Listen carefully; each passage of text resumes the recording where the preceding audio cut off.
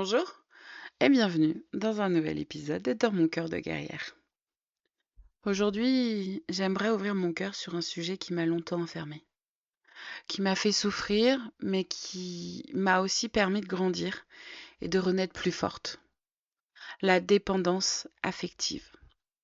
C'est un sujet qui touche profondément nos blessures d'abandon, de rejet, ce besoin intense d'être aimé et reconnu. Et si tu écoutes cet épisode, peut-être que tu t'y reconnaîtras. Peut-être que tu te sens toi aussi prisonnier ou prisonnière de ce besoin. Aujourd'hui, j'ai envie de te partager non seulement ce que c'est, mais aussi mon vécu et surtout le chemin qui m'a permis d'en sortir peu à peu, grâce à un accompagnement et à des outils concrets. Parce que oui, on peut se libérer de la dépendance affective. Et tu as en toi cette force pour y arriver.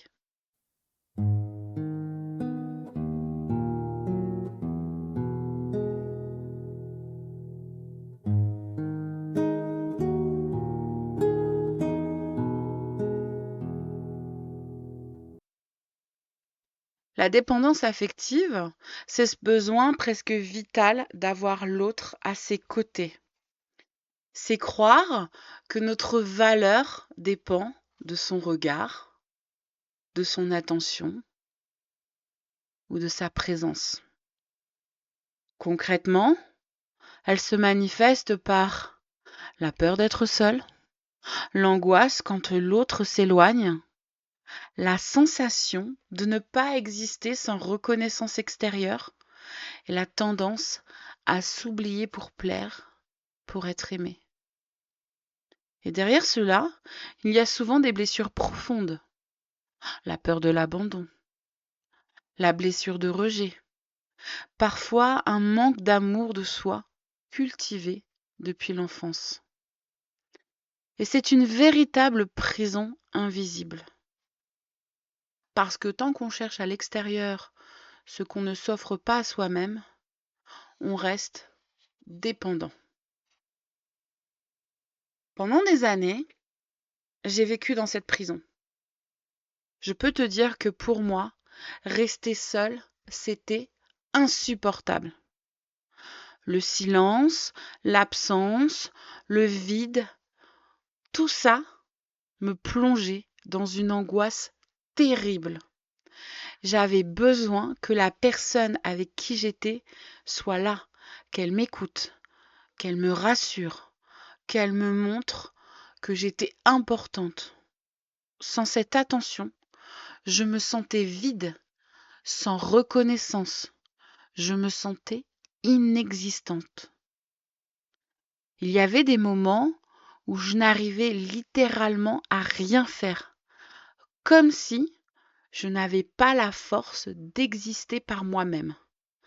Mon énergie, ma joie, ma valeur dépendaient entièrement de l'autre. Et bien sûr, ça créait de la tension, de la fatigue pour moi, mais aussi pour lui. Parce qu'aucun être humain ne peut combler un vide intérieur à la place de quelqu'un d'autre. Et avec le recul, je comprends que ce que je demandais à l'autre, c'était en fait ce que je n'arrivais pas à me donner moi-même. De l'amour, de la sécurité, de la reconnaissance. Mais à l'époque, je ne le voyais pas. Je croyais que si l'autre s'éloignait, ça voulait dire que je ne valais rien. Alors, je m'accrochais, je donnais tout, jusqu'à m'oublier complètement. Et puis un jour, j'ai eu la force de tendre la main. J'ai décidé de me faire accompagner par une thérapeute. Ça n'a pas été facile parce que demander de l'aide, c'est reconnaître qu'on est en souffrance. Mais c'est aussi un acte de courage. Et séance après séance, j'ai commencé à comprendre mes mécanismes, mes blessures, mes peurs, Ma thérapeute m'a aidé à mettre de la lumière là où il y avait de l'ombre.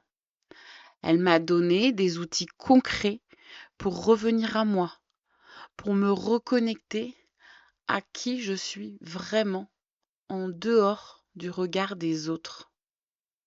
Petit à petit, j'ai appris à ne plus attendre que l'autre me définisse. J'ai découvert que je pouvais exister pleinement, même seule. Et ça a été une libération. Alors, j'aimerais partager avec toi les outils qui m'ont aidé et qui peuvent peut-être t'aider aussi si tu te reconnais dans mes mots. Premièrement, il faut savoir prendre conscience des choses, reconnaître sa dépendance affective sans jugement. Nommer les choses, c'est la première étape vers la liberté. Deuxièmement, travailler sur soi avec un accompagnement. Thérapie, coaching, groupe de parole. Être accompagné permet d'avoir un regard extérieur et bienveillant. Troisièmement, revenir à soi. Se demander qu'est-ce qui me fait du bien à moi. Reconnecter avec ses passions, ses rêves, son corps. Quatrièmement, apprendre à poser des limites. Oser dire non. Ne pas toujours chercher à plaire et respecter son espace, même si ça crée de la peur au début. Cinquièmement, cultiver l'amour de soi. À travers des rituels simples, écrire chaque jour 3 choses qu'on aime chez soi. Méditer, s'offrir du temps de qualité, se parler avec douceur, comme on parlerait à un enfant qu'on aime. Et sixièmement, célébrer chaque pas. Chaque fois que tu choisis de te respecter, même dans un petit geste, c'est une victoire. La guérison est un chemin, pas une destination. Et si tu écoutes ces mots et que tu te reconnais, sache une chose, tu n'es pas seul. La dépendance affective n'est pas une faiblesse, c'est une blessure. Et une blessure, ça peut se soigner. Moi, j'y suis arrivée petit à petit. Et si j'ai pu le faire, toi aussi tu le peux. Tu n'as pas besoin d'attendre que quelqu'un d'autre t'aime pour être digne d'amour. Tu es déjà assez, tu es déjà complet ou complète.